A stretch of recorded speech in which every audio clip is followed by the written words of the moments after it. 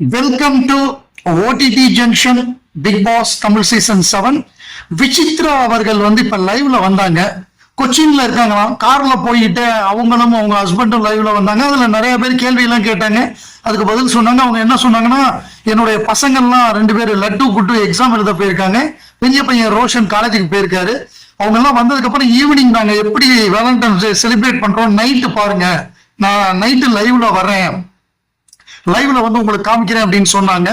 அதுக்கப்புறம் எல்லாருமே இருக்கிறத வச்சு ஹாப்பியா இருங்க, இல்லாத வச்சு கவலைப்படாதீங்க, யாராவது ஃப்ரெண்ட்ஸ் தனியா இருந்தா அவங்களுக்கு சப்போர்ட் பண்ணுங்க. ஸோ அப்படிங்கிற மாதிரி ஒரு நல்ல அட்வைஸா கொடுத்தாங்க. அவரும் அவங்க ஹஸ்பண்டும் ஜாலியா பேசுறாங்க. ஒரு ஃப்ரெண்டுக்கு ஏதோ ஃப்ராக்சர் ஆயிடுச்சாங்க காலு. அந்த ஃப்ரெண்டு தனியா இருக்காங்க. ஸோ அவங்களோட போய் வேலண்டைன்ஸ் டே செலிப்ரேட் பண்றதுக்கு தான் 2 பேரும் போயிட்டு இருக்கோம். ரைட் நோ கொச்சின்ல இருக்கோம் அப்படின்னு சொன்னாங்க. நிறைய பேர் விச்சு மம்மி அப்படின்னு சொல்லி என் பேரை சொல்லுங்க, அந்த மாதிரி நார்மலா எப்போதும் எப்படி லைவ்ல சொல்லுவாங்களோ அந்த மாதிரிலாம் நிறைய பேர் சொன்னாங்க. ஸோ அதுல சில விஷயங்கள் பிக் பாஸை பத்தி கேட்டாங்க. அதுல குறிப்பா சில பேர் என்ன சொன்னாங்கன்னா, விஷ்ணு மணி தினேஷை நம்பாதீங்க அப்படின்னு சொன்னாங்க. விஷ்ணுகிட்ட பேசுனீங்களான்னு கேட்டாங்க. அதான் விஷ்ணு பேசுறதான் பாத்துக்கிட்டு இருக்கேன், நிறைய பேசுறான், அதுவே போதும் போதுங்கிற அளவுக்கு பேசுறான், அவன்கிட்ட என்னத்துக்கு நான் தனியா பேசுறது அப்படிங்கிறாங்க. அப்புறம் விஷ்ணு மணி தினேஷ்க்கு நீங்க பதிலடி கொடுங்க, தினேஷுக்கு பதிலடி கொடுங்க அப்படின்னு சொன்னாங்க. நான் எதுக்கு பதிலடி கொடுக்கணும், நீங்க கொடுக்குற பதிலே பிரமாதமா இருக்கு, அதெல்லாம் பாக்குறப்பவே சந்தோஷமா இருக்கு, நான் தனியா வேற பதிலடி கொடுக்கணுமா அப்படின்னாங்க. அதுக்கப்புறம் சமைச்சதை பத்தி கேட்டாங்க பிக் பாஸ்ல. ஏங்க பிக் பாஸ்ல என்னங்க சமைக்க போய் விட்டாங்க, அவங்க வெங்காயம் நறுக்கிறது இதே ஏதோ பெரிய விஷயம்னு சொன்னாங்க.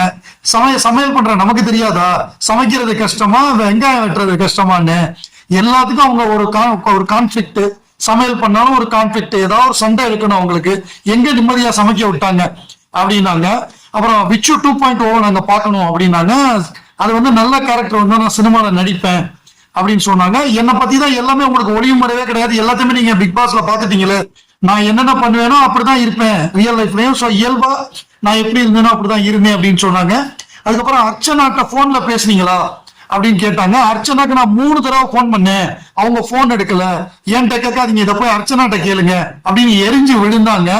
அப்புறம் மாயா பூர்ணிமாட்டெல்லாம் நான் போன் பேசிக்கிட்டே இருக்கேன், மாயா போன் அடிச்சா எடுக்கிறாங்க, அவங்கள்ட்ட பேசுறேன், இவங்க எல்லாம் எடுக்கல அப்படின்னாங்க. முதல்ல பிக் பாஸ் முடிஞ்சதுக்கு அப்புறம் வெளியில அர்ச்சனா கொடுத்த பேட்டியில என்ன சொன்னாங்கன்னா, நான் விசித்ரா மேடத்துக்கு போன் பண்ணேன், அவங்க போன் எடுக்கலன்னு சொன்னாங்க. இவங்க அர்ச்சனா கொடைக்கானல் போனதுக்கு அப்புறம் போன் பண்ணிருப்பாங்கன்னு நினைக்கிறேன். அங்க அவங்க வெக்கேஷனை பீஸ்ஃபுல்லா ஜாலியா செலிப்ரேட் பண்ணிட்டு இருப்பாங்க. அந்த நேரத்துல போன் பண்ணா எப்படி போன் எடுப்பாங்க? நீங்க தான் கூட கோ கண்டஸ்டன்ட் அண்டா காக்கசத்திலேயே பிரச்சனை பண்ணி கலாட்டா பண்ணி அதை வாக் அவுட் பண்ணிட்டு போனீங்களே, அதுல இருந்தே தெரியும் நீங்க எந்த அளவு நல்லா பேசுவீங்க மத்தவங்கள்ட்ட அப்படிங்கிறது எங்களுக்கு நல்லாவே புரியுது. சோ அதுதான் உங்களுக்கு என்னன்னா, தினேஷுக்கு ரசிகர்கள் பதிலடி கொடுக்கறது அவங்களுக்கு சந்தோஷமா இருக்கான். சோ தொடர்ந்து பதிலடி கொடுங்க அப்படின்னு அவங்க அவங்கள ஊக்குவிக்கிறாங்க. அர்ச்சனா போன் எடுக்கல அப்படின்னு சொல்லி அதை கம்ப்ளைண்ட் பண்றாங்க. மாயா பூர்ணிமா நான் 3 பேர் 3 மஸ்கிட்டர்ஸ் அவங்களோட போன் பண்ணதை ஹாப்பிங்கிறாங்க. பிக் பாஸ் கொண்டாட்டத்தை பத்தி கேட்டாங்க.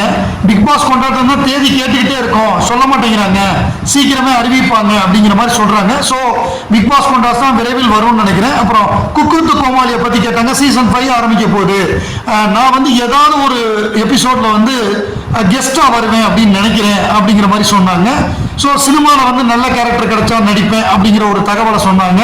ஸோ இவ்வளவுதான் இந்த ஹோல் இதுல நைட்டு திருப்பி வர்றேன், நான் வேலண்டைன்ஸ் டேக்கு இது பண்றேன். பிக் பாஸ் பத்தி கேட்காம என்கிட்ட இவ்வளவு கேள்வி கேட்கறது எனக்கு சந்தோஷமா இருக்கு.